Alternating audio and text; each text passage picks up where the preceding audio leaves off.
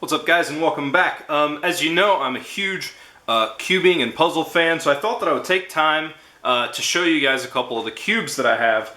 I'll start with some of the smaller ones and then move up. Not smaller in size, but smaller as in the number. So starting out, I have this 2x2 cube. I very rarely solve it. I'm not a huge fan of it, but it is pretty cool. I mean, I can solve it, so it's a pretty cool cube. Got it for super cheap, so I thought it'd be cool to add to the collection. This is actually stickerless, so the stickers don't peel. This is just the color of the actual blocks. They're developed or designed that way, so definitely pretty cool. Moving on up from there, I have your standard 3x3 Rubik's cube, which I can solve this in under 2 minutes pretty easily. So just standard Rubik's brand. I'm not overly familiar with the branding of this stuff from time to time, so yeah. So I have the standard Rubiks, and then I have some smaller Rubikses. I went to a party store in Beckley, and I stumbled across, that was upside down, stumbled across this one. It is a fully functioning Rubik's Cube. It's a little hard to turn, I don't really solve it or anything, but it is a fully functioning Rubik's Cube that is WWE related, so that is pretty cool on that. And then I found this at a bookstore. This is the world's smallest Rubik's Cube. That's what the packaging said. I can't actually back that up. But and again, this one is fully functional. So that is pretty cool. Move that over here.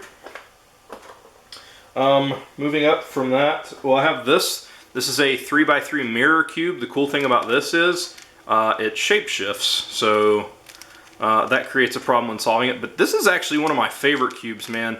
I solve this thing all the time. I love playing with this thing. I think that it is definitely one of the cooler cubes out there just because it can shapeshift. That's one of my favorite things. So I think that is pretty awesome. Move that over there. Also, another shape-shifting. This is a 3x3 as well. This is a Fisher's Cube, and it shape-shifts as well. This one is hard to solve for me. Yeah, you can fully. I mean, it is a shape-shifting cube. This one is hard to solve for me. I don't know, I struggle with it, but I can get it. I struggle in the last part, but it's still a pretty cool cube.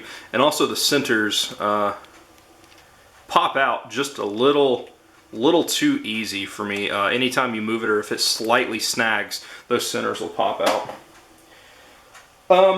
Moving up from there, of course, one of the last videos I did was, well, not one of the last videos, but my last puzzle-related video, I solved the 4x4 cube, which I love. This is one of my favorite puzzles. Moving up from there, I have a 5x5. I really like this one a lot. It is a pretty cool puzzle. I can solve this one pretty fast too. Maybe under probably 6 or 7 minutes, honestly, at this point. So that is also 5x5. This one I solve, well, up until recently, I had solved this one more than any of them. I would just, anytime I was even sitting down watching TV or something, I would grab this cube and play with it. Until recently, when I really got, I think I had even in the last 4x4 video talked about how I wasn't a huge fan of the 6x6 or any of the even numbered puzzles.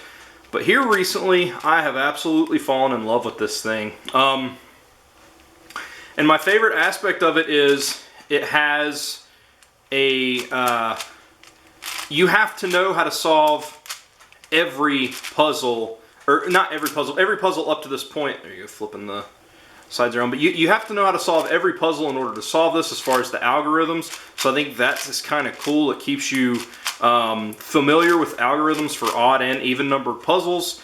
And the 6x6 as of right now is my favorite cube to solve. Moving up, the 7x7.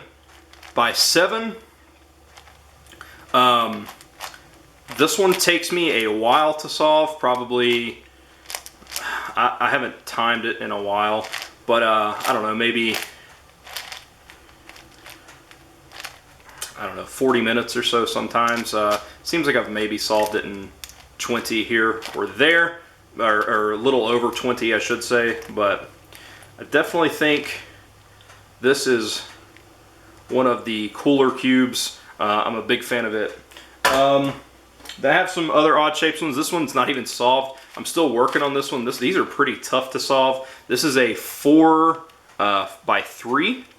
It does not shape shift, but this is hard. I've even watched, I got to where I watched a couple of tutorial videos and I still can't fully figure it out. So there's the 4 by 3.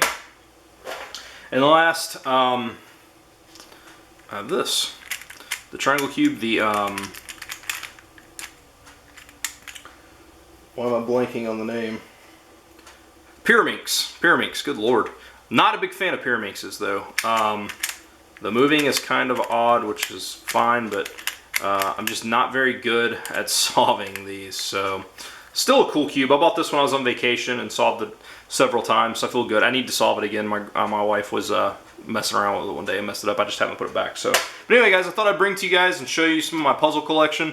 That's the puzzles I'm actually going to be ordering soon. The highest one I have right now is the 7x7, and I'm going to order an 8x8 and a 9x9. They get a little more expensive. Like, I bought this cube for $28. This is a 7x7. When you move up to an 8x8, they go up to about 50. And then they go up even higher, obviously, 9x9s, 10x10s. I mean, once you start getting up there, like you've seen the videos from people solving, you know, 18x18s or something, those get super expensive. That gets up into the hundreds, 200s. They're very, very expensive cubes. So, anyway, thought I'd bring you that. I hope you enjoyed the video, and I will see you tomorrow.